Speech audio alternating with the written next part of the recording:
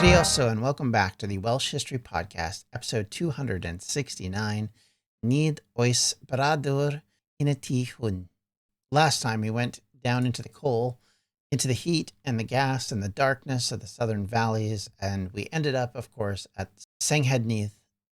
Today, we go north, and we go up instead of down, up into the Ogwen Valley, which sounds a little bit odd, but up it is, and into the cold, clear light of Carnarvonshire, to a mountain of blue-gray rock in a town built on the money it made and the misery that it caused.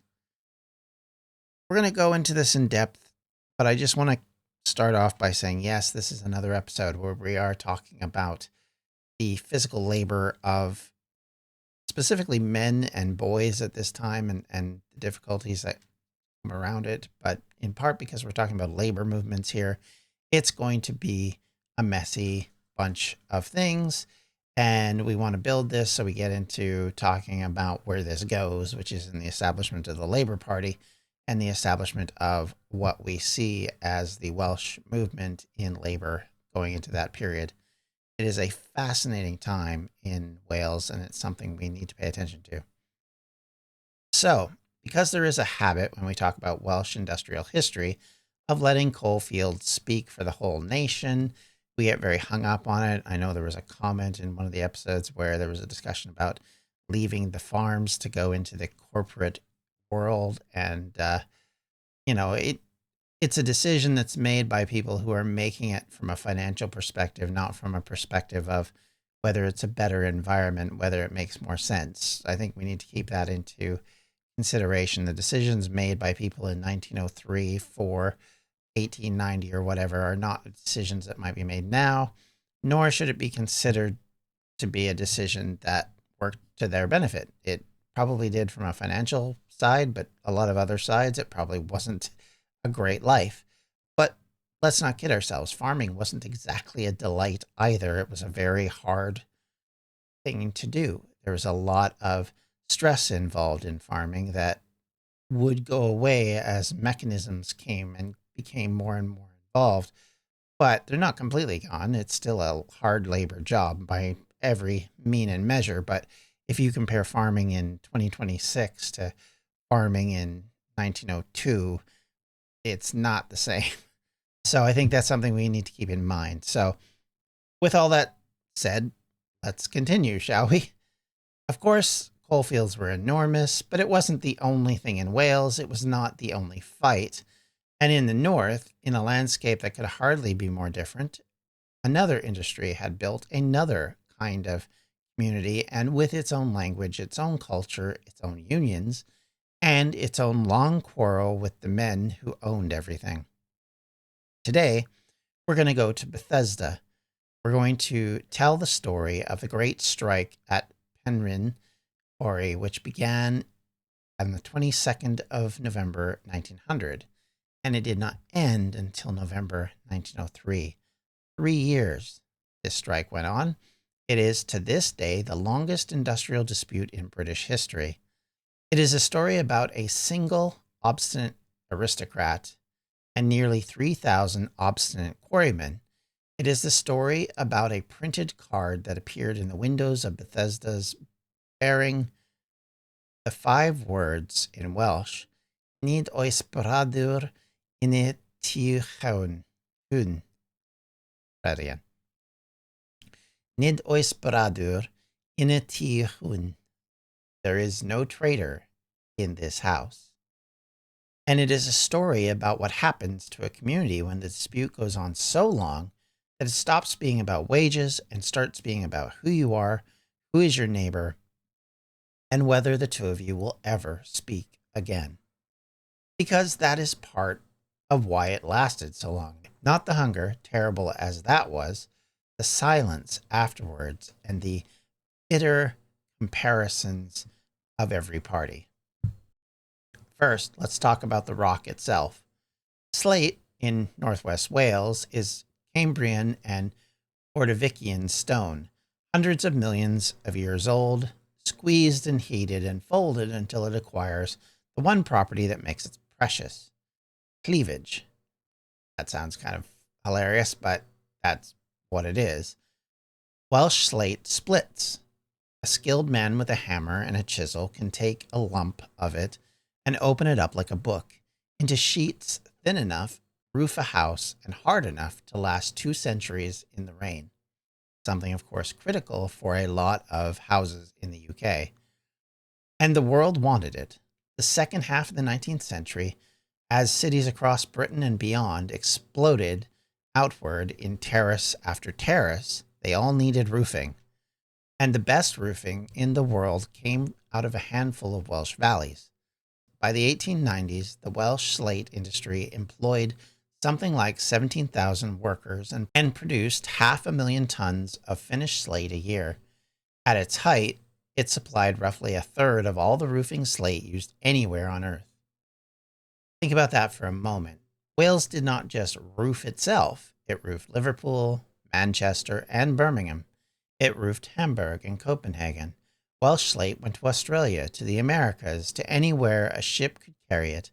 And if you even walked through a Victorian city and looked up at that gray, wet, gleaming expanse of roofs, you've very likely been looking at North Wales. And the largest single slate quarry in the world was at Bethesda in the Ogwen Valley, 4 miles or so inland from Bangor. The Penrhyn Quarry, by the 1880s, employed something in the region of 2,800 men, and by the turn of the century was close to 3,000. It was not a mine, because of course you wouldn't get it in a mine. You didn't have to tunnel into the dark. It was open working, pit mining, as it would be called in some places. So you create an open pit, you dig it out and pull it aside so it's in the open air, and it is massive. It creates great terraces throughout the entirety of the valley slash mountain. Basically, you have gallery above gallery, all of these things looking like some massive ramp going up and down the mountainside. And it was open working, which is cutting the mountain apart. And it effectively creates almost an amphitheater-like effect into the hill, with men working on ledges high up in the wind and the rain. So it was hard labor. It was difficult. You're out in the elements all the time. You're doing heavy lifting. You're doing a lot of physical demanding labor. So it is not easy. And it's not, I mean, for a lot of us, it would not be very fun to do. I'm sure other people might have different opinions, but for a lot of us, I don't think it would be the most fun thing in the world. Now, who owned it? The Penrhyn estate belonged to the Pennant family, and we should be honest about where the family fortune came from, because it's not incidental to the story. The Pennants made their money from sugar, and specifically sugar estates in Jamaica, worked by slaves. When slavery was abolished across the British Empire, the family, like other slave owners, claimed and received compensation from the British state. Enslaved people received nothing, of course, and other than maybe a small plot of land. That money and the profits that preceded it flowed back to North Wales and was poured into the land and into the quarry and into the stone. Never forget that for some people, the benefits of slavery went beyond the period that slavery existed, because they still benefited from it. Even if it's just a payout from the government, it's still benefiting off of slavery in one way or form or fashion. And for some of these slaveholders, they just converted this into poorly hired people instead. And there was a lot of discussion about how they brought people into places like Jamaica from other locations, do the same dirty work, and to be paid a really meager salary, because those who lived in Jamaica, who actually knew what those pay rates compared to, realized it wasn't ideal and stopped working in these environments and became different and differently employed. So in a way, it then migrated a whole different population to take over those roles, and that created friction and problems of its own. So that's a long story, but just to kind of give you a concept of what's going on here, nobody inside and outside of the slave trade who made money from the slave trade suddenly magically didn't make money when the slave trade ended. And we have to be reliable when we narrate these kind of things to acknowledge that. And so now we need to talk about the stone itself. Penrhyn Castle, just outside of Bangor, is not a real medieval castle at all. It is rather a colossal Norman fantasy built in the first half of the 19th century in a neo-Norman keep of extraordinary scale and extraordinary expense. Sitting in its park above the Menai Strait, it was and is a statement. It says, "We own this valley." And so by the time our story begins, the title has passed to George Chateau Gordon Douglas Pennant, the second Baron of Penrhyn, who succeeded to the estate in the mid-1880s. And we should be careful here because it's easy and lazy to draw him as a pantomime villain.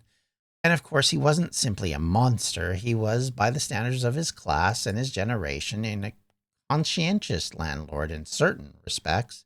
There were schools, there was a quarry hospital, there was housing. He believed sincerely that he understood his men and their interests better than any union official ever could. Of course, I would come back with that's probably all a pile of garbage, but he probably did believe that. But he held one conviction above all others. He held it with an iron and unbending grip. It was his quarry. It was his property. And no combination of working men were going to stand between him and running of it. That conviction, meeting an equally stubborn body of Welsh quarrymen, is the collision that produced everything that follows after. To understand why the quarrymen fought so hard and so long, you have to understand that they were not fighting only about money, which of course is important. Who wants to be underpaid for their work? They were fighting about a way of working, and behind that, a way of being. At the heart of it was a system called the bargain, or in Welsh called the vargan. Here is how it worked. A team of men, usually a small crew of 4 or so, would take on a specific section of the rock face.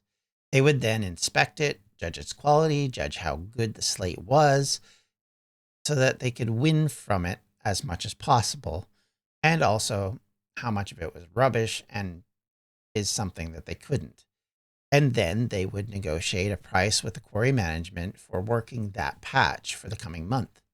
Good rock, lower rate. Bad rock, higher rate, because the men would need to shift far more stone to produce the same amount from a finished slate. Now, this sounds all very technical, and in a way it is, but the consequences of it, of course, were enormous. The bargain meant that a quarryman was not simply a wage laborer turning up to be told what to do. He was, in his own understanding of himself, something much closer to a skilled contractor, negotiating a deal with an employer as one party to another. He brought judgment, expertise, and knowledge of the rock he had standing. That self-image ran right through the quarrying life. The work itself was highly skilled. Splitting and dressing slate was not brute labor. It was a craft that takes years to learn, and a good splitter was an artist with a hammer. And of course, as you can imagine with any skilled labor, men were proud of that. And then there was the cabane. The cabane was the hut where the men ate their food in the middle of the day, and it was one of the most remarkable institutions in the Welsh working life. It was not merely a place to shelter and eat. Each cabane had officers. It had a chairman, a secretary, a rule of procedure. Men held debates, formal ones, on politics and theology, for example.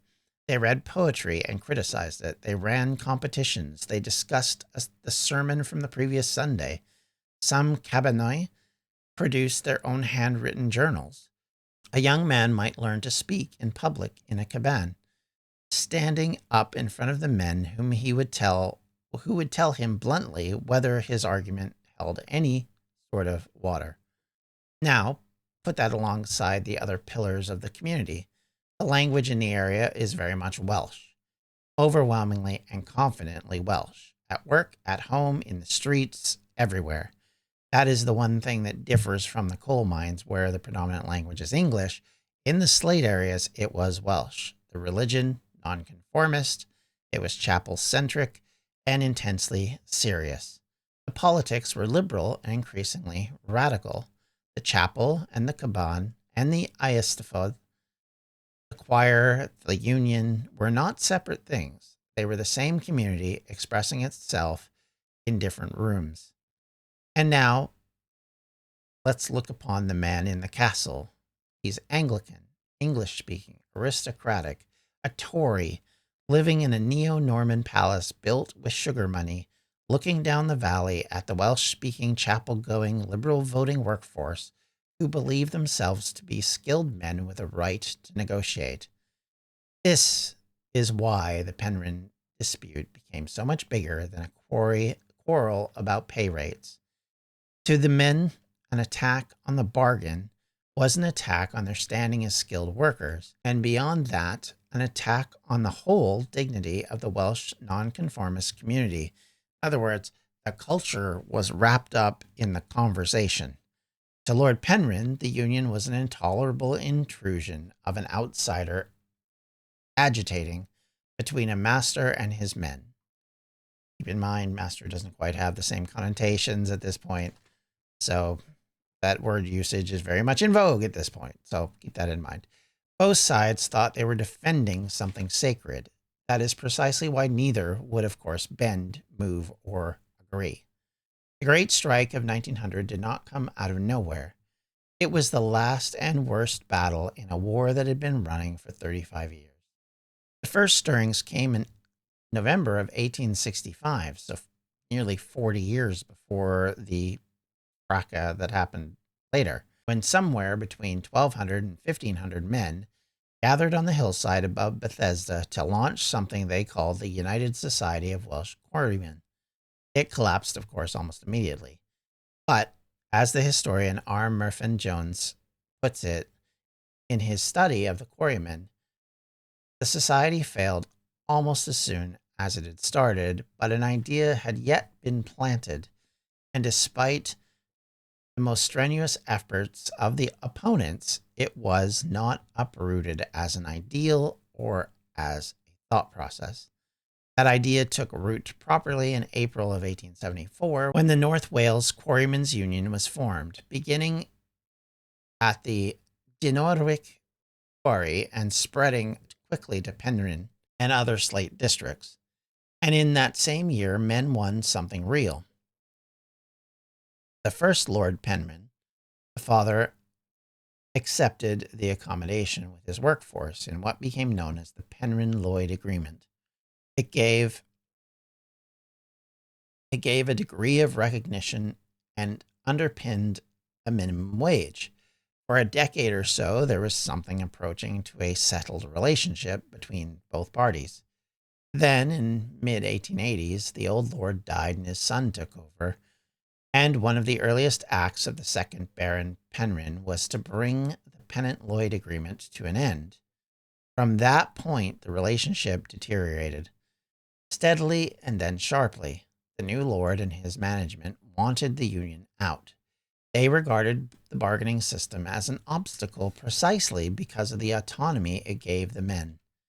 And they had a formidable instrument in the person of the quarry chief manager, Emilius Alexander Young, usually known as A. Young, as an Englishman, an accountant by training, sent in to run the quarry on strict commercial lines and utterly unsentimental about the traditions he found there. It's worth pausing on that note about the union's own position, because it complicates the heroic version of the story, the great, or working class fighting against a rich noble who was out to destroy their little union. The North Wales Quarrymen's Union was never as strong as its reputation suggests. It often struggled to recruit much more than a third of the workforce. This was not the coalfield with massive federations behind it. It was a much more fragile organization, and that fragility matters enormously when we get to 1900. It is probably part of the reason why there was this feeling that they could force the union out. Its leading figure was William John Perry of Putmore, near Bethesda, known to admirers as the quarryman's champion. Perry was not himself a quarryman by trade. He was a local businessman and an alderman, a liberal and a nonconformist, a man of respectable, radical middle class, and this too was a characteristic. Mervyn Jones observed that the quarrymen largely accepted the leadership of an active local middle class, even as it was developing a conscience of themselves, not only as craftsmen, but of course as workers. Then came the first great trial of strength. In 1896, the men were locked out for 11 months in a dispute centered on the minimum wage. 11 months. So that's a very long time on a lockout. And at the end of it, they went back having gained essentially nothing, which that's not uncommon. I want to flag that clearly because, of course, there are two disputes that get confused here. The 11-month lockout between 1896 to 1897 is one event. The 3-year Great Strike at the beginning of November 1900 is a separate and later one. The first was the rehearsal, the second was the catastrophe. And men went into 1900 already weakened, already indebted, already tired, having lost the last round, and now have to go into an even bigger one. And the final crisis begins quietly. In April 1900, with an administrative decision, the management announced that union subscriptions will no longer be collected on the quarry premises. That sounds relatively small, but of course it wasn't. Stopping the collection of dues at the workplace was one of the most effective ways to devise a method to strangle the union. Slowly, painfully. And everybody involved knew exactly what it meant. It was union busting by any other name. Tensions built through the summer and into the autumn. Then, on the 26th of October, 1900, it broke into violence. A group of contractors had taken on work in one part of the quarry on terms the other men regarded as a betrayal. And, of course, as often happens in these circumstances, they themselves were set upon. Lord Penrhyn responded by pressing assault charges against 26 quarrymen, and those 26 men were dismissed from the quarry before their cases were even heard by the magistrates, before they could defend themselves, to put it mildly. The last detail is the one that, of course, lit the fuse, not the charges, but the dismissal in advance of any verdict. When the case came to court in Bangor, the bulk of the workforce simply downed tools and marched the 4 miles to the city to stand with the accused. And for that act of solidarity, the marchers were suspended from the quarry for 2 weeks. They marched again at the conclusion of the case, and when the verdict came, 20 of 26 were found not guilty. 20 of 26 men were acquitted, men who were fired for something a court had just said they did not do. And this vision of injustice is baked into the whole argument. But by then, the machinery, of course, was rolling. After 2 weeks suspension, the management did not simply reopen everything. Large sections of the quarry were closed, leaving around 800 men with no work to return to. To the remaining workforce, this looks exactly like what it was, a lockout by installment, picking off parts of the workforce while the rest were expected to carry on.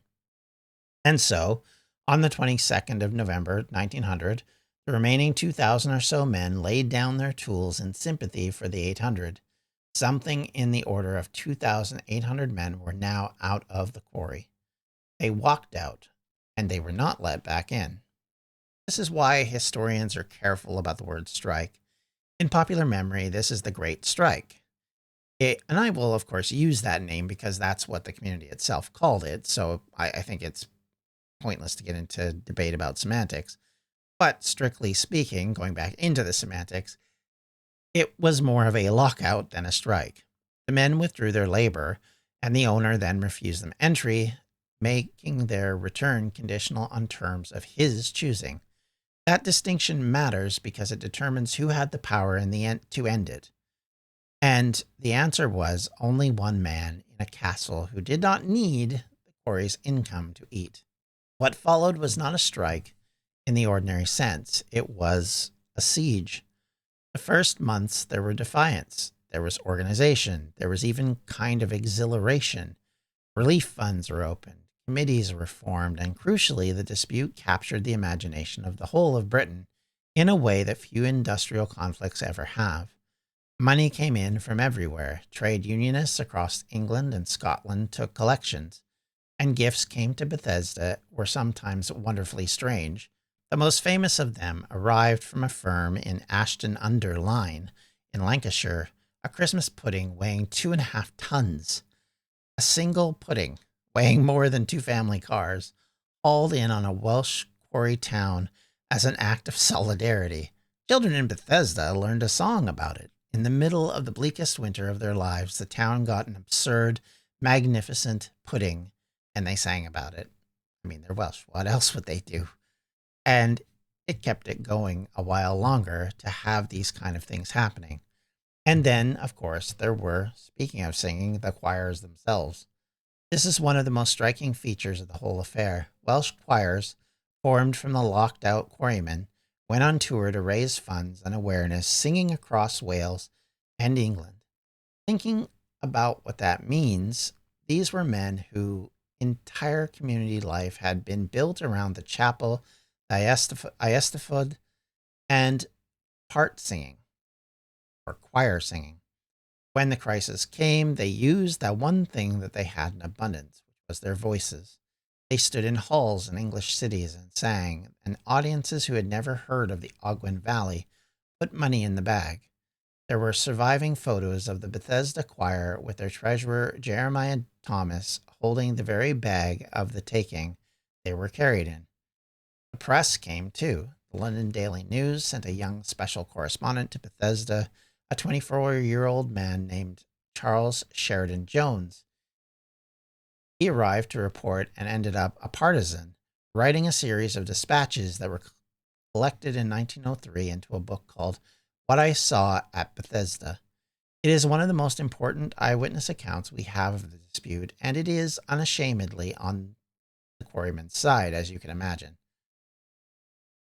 He also became involved in the related fight about the press itself, contributing to a pamphlet published in 1902 with the memorable title Lord Penrhyn's Methods, a press gag and how it was burst, which tells you a good deal about how bitterly the propaganda war was being fought.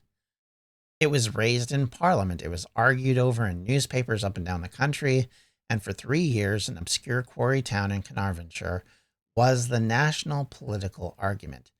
Now, I should stop here and just discuss one aspect of this. I know it's going to dive into something that may not matter quite as much, but if you're familiar with Welsh counties, you're going to go, what's a Carnarvonshire if you're unfamiliar with the historical counties? Carnarvonshire was the English county that was set up as a placeholder for the Old Kingdom of Gwynedd. It became part of the area of the kingdom. It wasn't the entire thing. And it's only been in modern history that we've got back the Gwynedd name, which of course is the name of the area now. So keep that in mind. So we'll mention all of these various Pembrokeshire and Carnarvonshire and all of that will come around quite a bit. I'm sure I've been saying it, but I've realized I haven't really explained that this is from the English versions of things, and they only get changed as time goes on. Like Glamorgan was Glamorganshire, there was there was all sorts of different versions of that, Monmouthshire, and now they're all just Monmouth or just Glamorgan or just Pembroke and all those kind of things. So just so you're clear, we're talking about an area which is the Llŷn Peninsula over to Carnarvon. That was Carnarvonshire for the most part, so including Bangor. That's something to keep in mind so that you have kind of an understanding if you're looking at a map where we're talking. So with all that said and done, let's kind of get back to the actual thing that we're talking about. And of course, behind the hard truth, underneath all this attention, sympathy was not wages, pudding was not money. A choir singing in Bolton cannot feed 3,000 families through a third winter. Lord Penrhyn's income did not depend on the quarry working, but the men's income depended on nothing else. The arithmetic of the thing, of course, was brutal and it never changed. This is a time period where, yes, unions did collect dues and money to try and help out, but it was never going to last for this long of a dispute. These are meant to last a few weeks or a few months at most. So to have this continue, you can see how it would create division.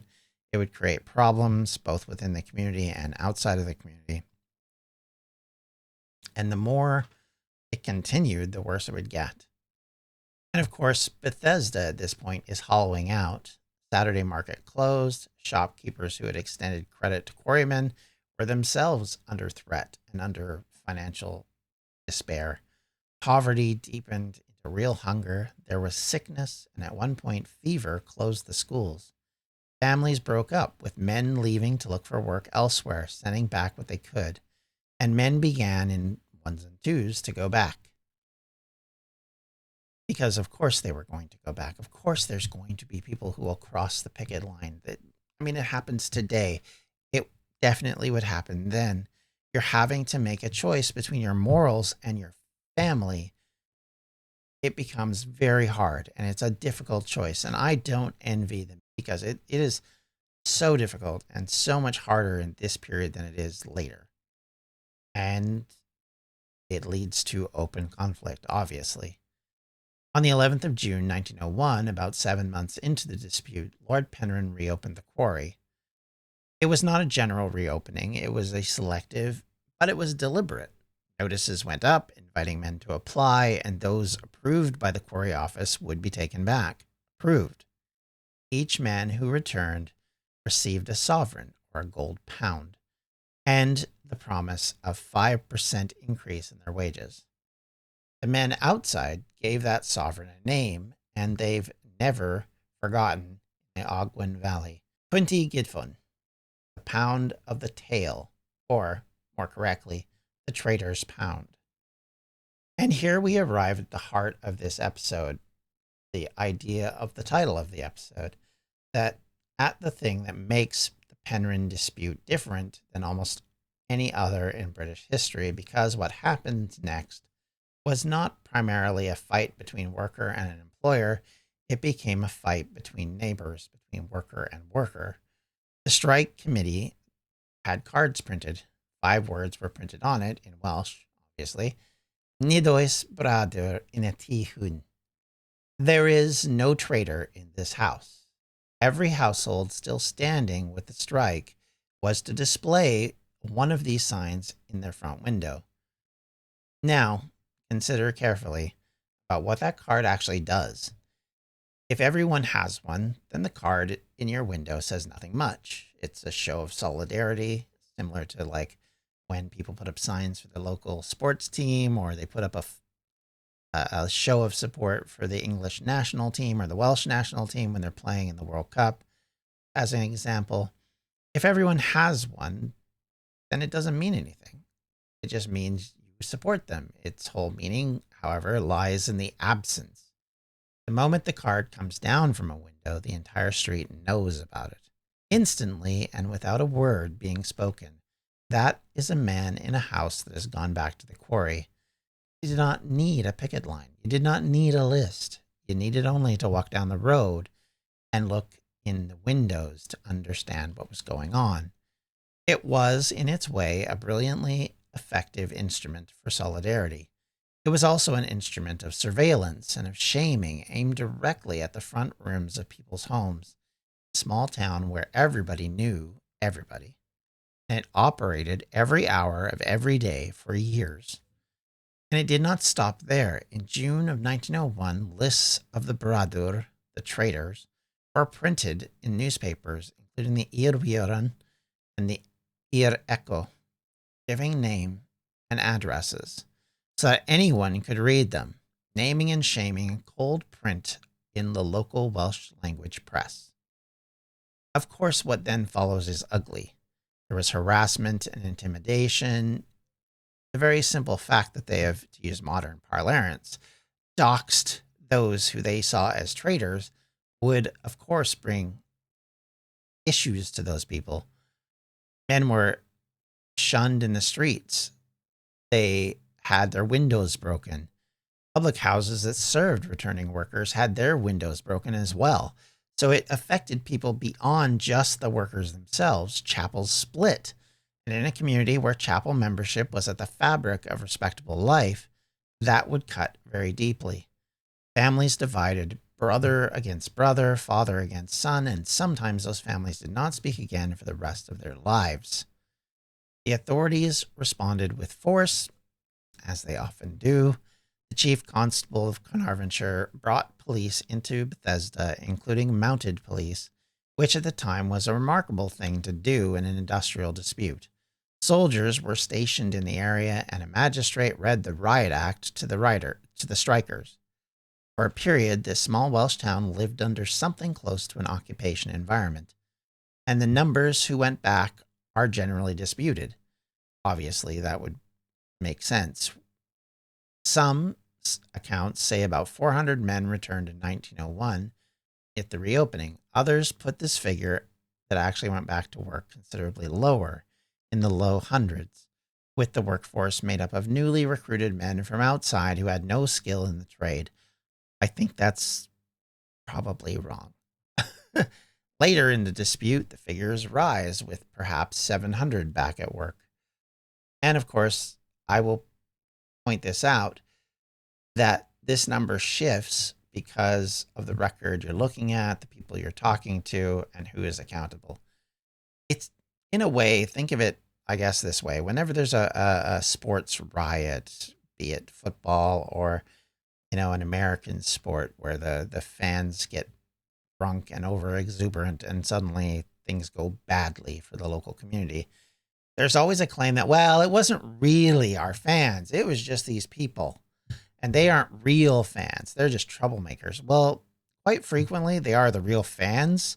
They're just real fans who become very inebriated, combined with a mob-like tendency. And those are not great. And that's very much the case here.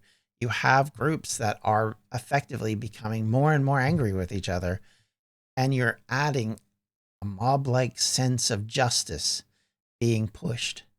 So keep that all in mind as this goes on, because obviously it's not going to get better. And it will definitely get worse.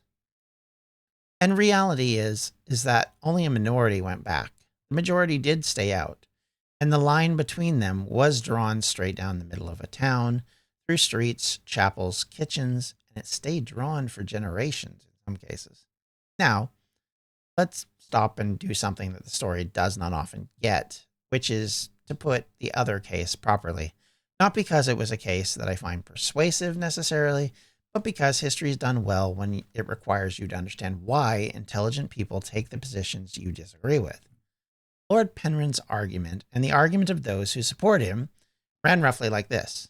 First, freedom of contract. He maintained that every man had the right to make his agreement with his employer, and to work if he choose without a union telling him he could not. When his opponents talked about solidarity, he talked about coercion. When you look at the cards in the window and the lists of names and addresses in newspapers and broken glass, you can see why this is not a wholly empty argument. Second, property and management. It was his quarry, his capital, and his risk. He held that right to determine how the work was organized and what was paid for it, belonging to the owner, and that the union was attempting to take over the running of a business that it did not own. Keep in mind, I'm just making the points. I'm not saying I agree with them.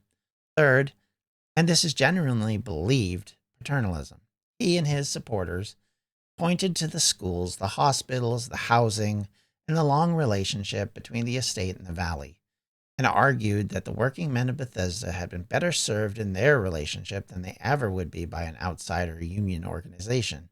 Fourth, on the bargain system itself, the management's case was that it had become inconsistent and open to abuse, that rates varied unaccountably from crew to crew, and that reform was a matter of ordinary commercial efficiency rather than an assault on anybody's dignity. Now, I don't think these arguments survive contact with the outcome. An employer who has to starve his workforce for 3 years and calls for the result of a freedom of contract is describing an imbalance of power, not a free negotiation. Dismissing 26 men before a court had even heard their case and seeing 20 of them acquitted is not the act of a benevolent paternalist. And there is something grimly telling about the fact that the quarry owner could win this contest simply by waiting because his dinner did not depend on it. But there is one part of the counterargument that I think does deserve real weight, and it concerns the Bradur themselves. It is very easy 125 years later to speak of the men who went back as traitors, because that is the word the community used, and it is the word that comes down to us. But consider what a man went back for. He went back because his children were hungry. Their lives were miserable. Their income was non-existent, and unlike in modern times, there is no social safety net. This is all done without any sort of protection. Your best protection is to be forced into a workhouse, which, let me tell you, my studying of it, a workhouse is not where you want to be, especially in this period. My grandfather would attest, if he was still alive, having himself been in one, especially in this period. And they were not metaphorically hungry. Hungry. He went back knowing precisely what it would cost him, that his neighbors would not speak to him, that his chapel might close its doors to him, that his own family might not forgive him, that his name might be printed in the newspaper for everyone to read, and he did it anyway, because the alternative was to watch his children suffer and go hungry. Sheridan Jones, the reporter who was there and who was firmly on the strikers' side, wrote about the toll the whole business took on people on both sides of the line, including the case of the men who broke it under it, and there was at least one account of a man driven back to work to keep his family alive, who then took his own life because of it. That is not a story with heroes and villains neatly sorted. That is a story about a community placed under a pressure that no community should have to bear by a man with power to relieve it who chose not to. Of course, as it would, the strike ended, or the lockout, I guess, officially ended November 1903, 3 years after it began. It ended not with settlement, but with exhaustion. There was no negotiated agreement. There was no victory. There was no defeat. Their relief funds had bluntly ran dry, and the North Wales Quarrymen's Union had been effectively bankrupted by the effort to sustain the dispute. The men who left simply went back to the owner's terms, and the central question was the whole thing even worth fighting over? The right of the union to represent the workforce was not resolved in the men's favor at all, and Lord Penrhyn's victory was completed by what he did next, which was to refuse to re-employ the leaders of the union, the men who had organized, the men who had spoken out, who had held it together for 3 years and found the grates shut against them personally.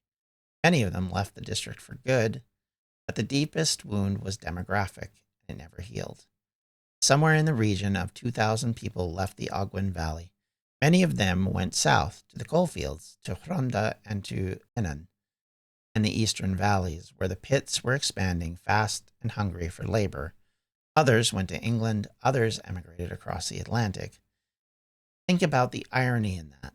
The men of Bethesda, defeated in a fight over their standing as skilled and independent craftsmen, went south, went underground, became colliers in the very coalfields we spent the last episodes describing quite derivatively, to be blunt. They arrived in the valleys in the years just before the peak, just before Tony Pandy, and just before Singhenith.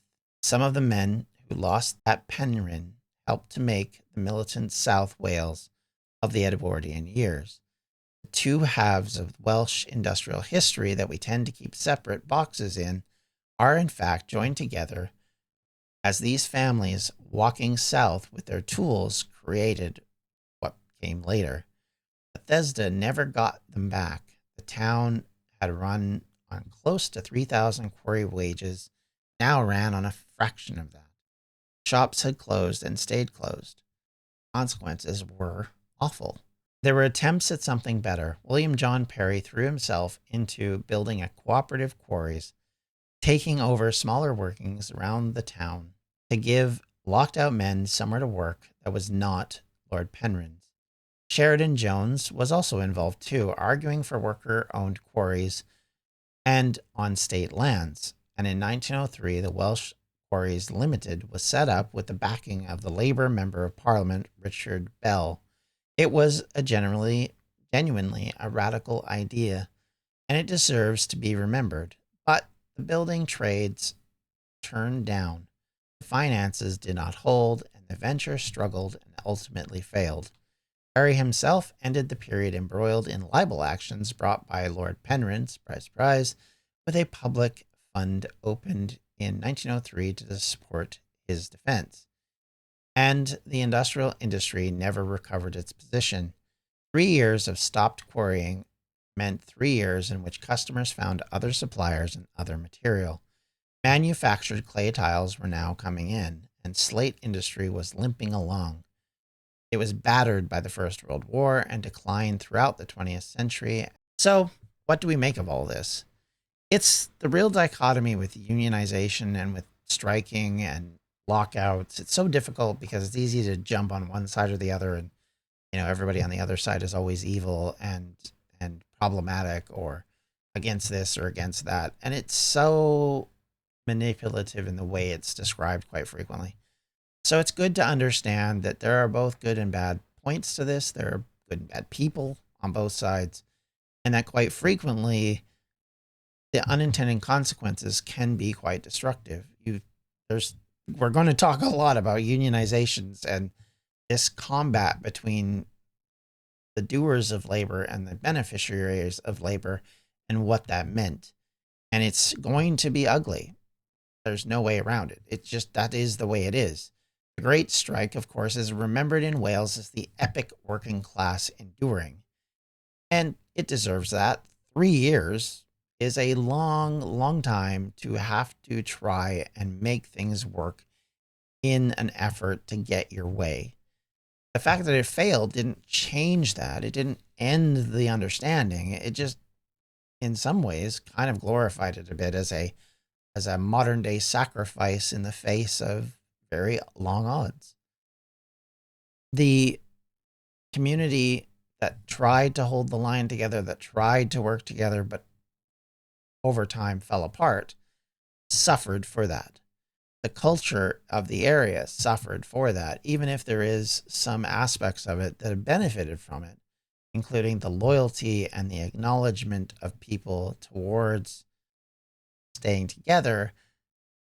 It also creates more division, a discussion about, are the English part of the problem?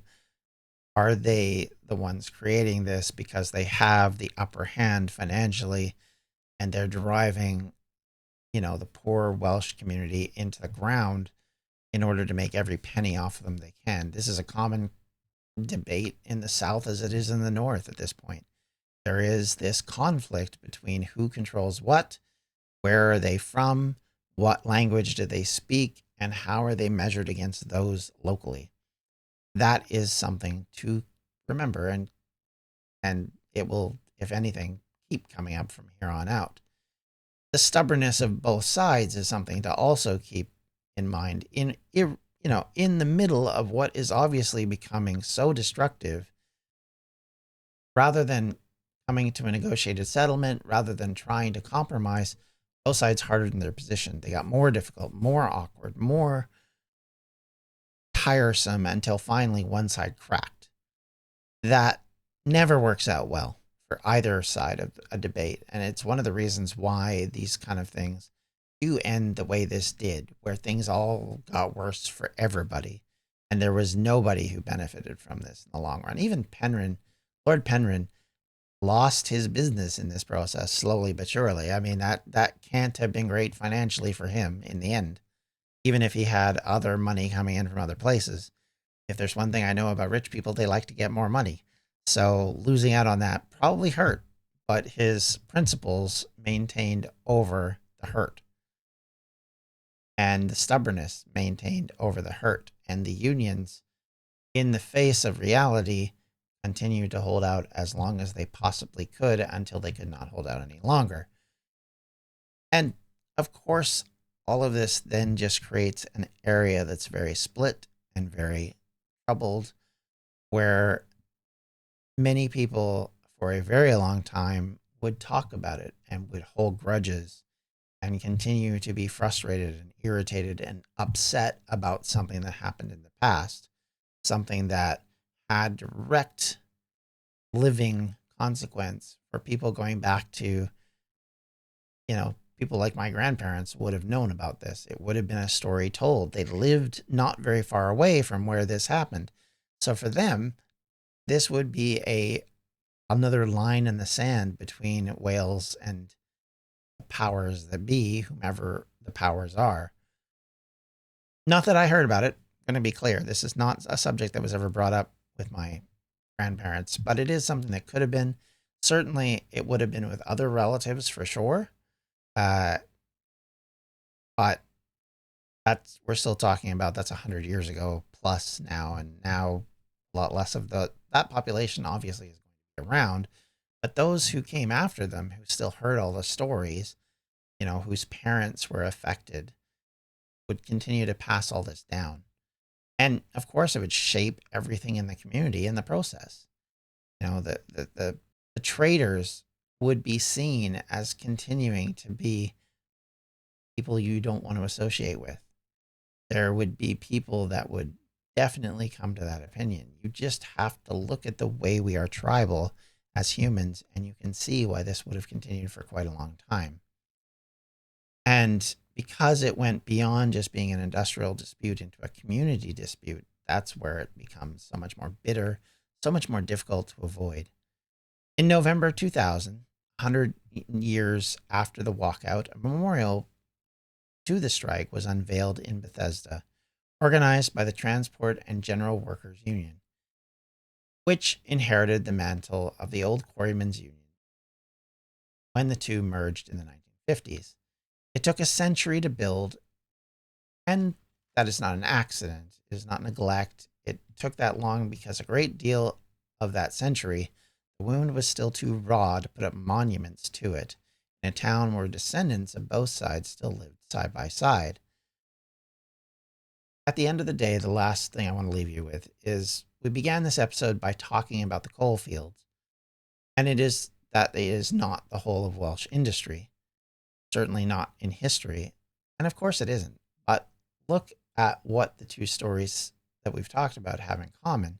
In the South, the industry at its absolute peak, generating unimaginable wealth for those who are ahead of it, in which the colliery could break the safety law and kill 440 men and be fined £24.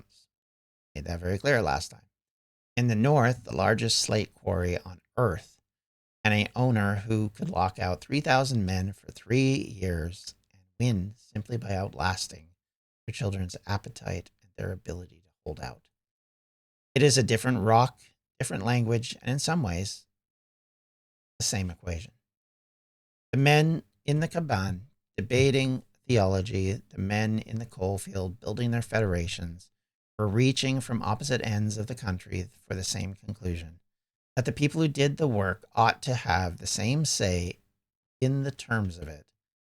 In 1903 in Bethesda, they lost that argument comprehensively, but they did not stop making it. And in the Wales that emerged over the following decade, the Wales of the Fed, of labor politics, of the welfare institutions, the workers' communities built for themselves, in a large part built by those people who had learned the hardest possible way what happens when you have no power at all. There is no traitor in this particular house. 5 words in a window, a wet valley in Carnarvonshire in the winter of 1901. It was a declaration of loyalty and a weapon and a tragedy all at once. Anyway, with that note, thank you all for listening. If you have any questions, comments, or concerns, you can always reach me at the Welsh History Podcast at gmail.com. You can reach out to me on most social media, usually at Welsh History Pod. As I always say, the one exception is Facebook, where it's facebook.com/Welsh History Podcast. The other thing I should make note is that if you would like to help the podcast out through Patreon, you can do so at patreon.com/Welsh History. I know I promised that there would be a video coming out last month. It will be out later in the next couple of weeks. Just got delayed because of a bunch of traveling I had to do. So it will be coming to Patreon very soon. I promise. With all that said and done, thank you very much. I hope you have a wonderful rest of your day. Take care of yourselves. Talk to you later. Ta-ra. And diolch yn fawr. Bye. Welsh History Podcast is a member of the Evergreen Podcast Network. To find more information on them, you can do so at evergreenpodcasts.com. Thanks for listening.